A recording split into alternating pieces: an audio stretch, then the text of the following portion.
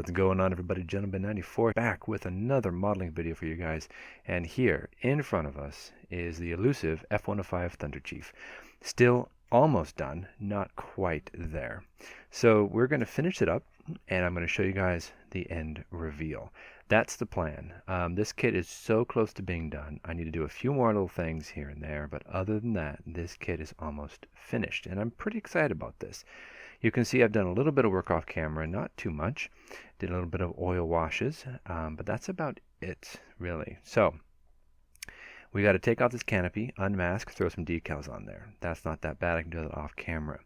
The cockpit looks pretty good. I don't need to do a whole lot in there, but I do want to put a seat cushion in there. I think that'll spice things up a little bit. And yeah, that's about it. I got some nav lights I got to put on. And let me show you there, and there's on the wingtips, there's a few there. Take that off, we don't need that on right now. And underneath here, there's a window here, and there's another little nav light right above that. So that's about it. This thing is so close to being finished. It's fantastic. So like I said, I streaked it with some oil washes. I've got some airbrush post shade, some pre-shade. This thing's pretty much ready to go.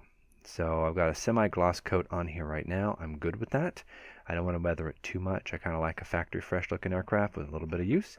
So other than that, let us hit it and see what we have next to do.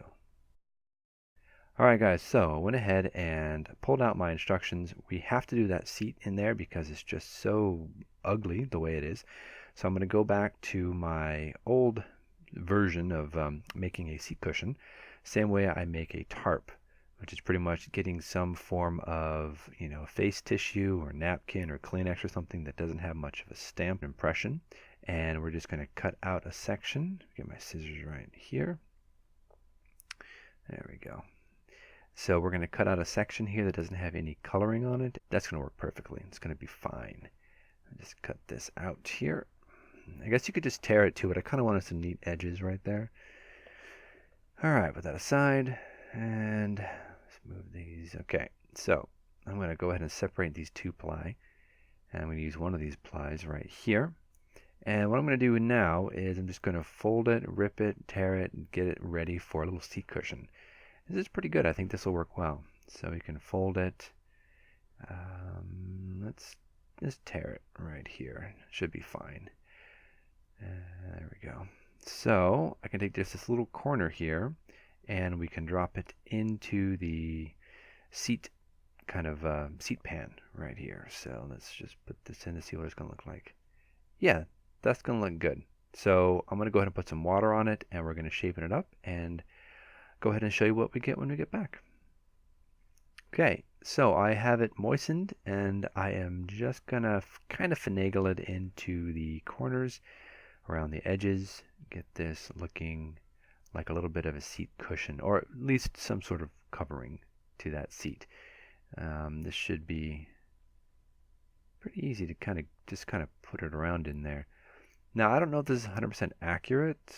It might not be, but I think this should be just fine, at least for my purposes. It should be fine. There we are. Okay, that looks pretty decent. Let's fix this one little edge right there. Kind of smoothing it out. And also another reason why I'm doing this is because it had a big gaping hole in the bottom of the seat pan. I don't want to put the kit seat in there. I don't like the look of it, so we're just going to go with this instead. There, okay, put those aside. We don't need those right now. And those are decals. We'll put those on off camera. You guys know how I do decals, so that's not a problem. And now let us go ahead and put a little color on this guy. So what I want to do is I want to take this Vallejo. This is interior green, and I want to go ahead and just drop one little drop onto the seat pan and onto my little facial tissue seat pad. One drop there, and this is going to soak into the Kleenex, and it's going to kind of help it conform, keep its shape, and it's going to color it, obviously, interior green. I don't know if this is the correct color for something like this, but I think it's going to be good enough, at least for my purposes. Now I'll put one more drop just so that it can cover in there. There we go. Spread it around a little bit. Like I said, it will soak into the facial tissue. It'll just kind of soak into it, and it'll give it a nice color. And then I can come back and I can wash it with, you know, some sort of a dark pigment wash. All right, that should be good enough there. And let's go ahead and clean my brush a little bit. Now, next thing, got to soak a little bit up with the Q-tip or the cotton bud, whatever you want to call them. Just a tiny bit. There's a bit of an air bubble there, and I want to get rid of that. But that should be good enough. So, it's just maybe a little brush action here.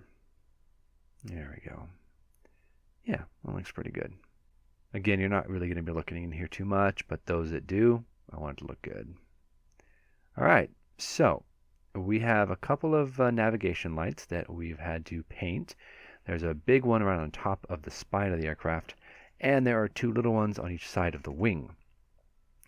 One red, one green. And I used just some basic clear green and clear red. And what I did is I painted the bottom of it.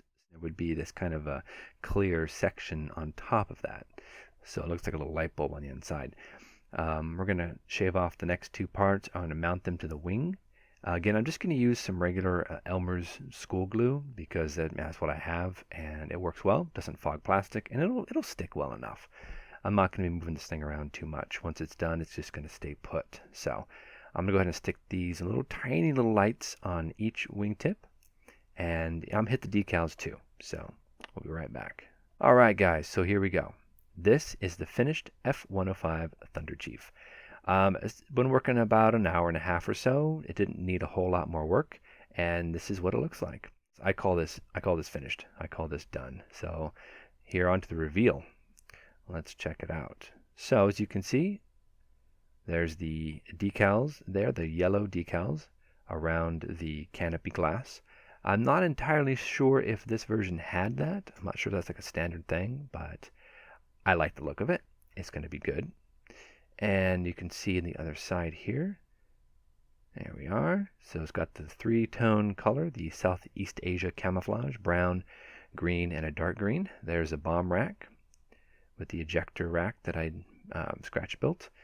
And yeah, this is the finished kit, guys. And I couldn't be happier. It's fantastic. I'm going to throw in some pictures there of the finished product for you guys to take a look at, and we'll get some detail shots.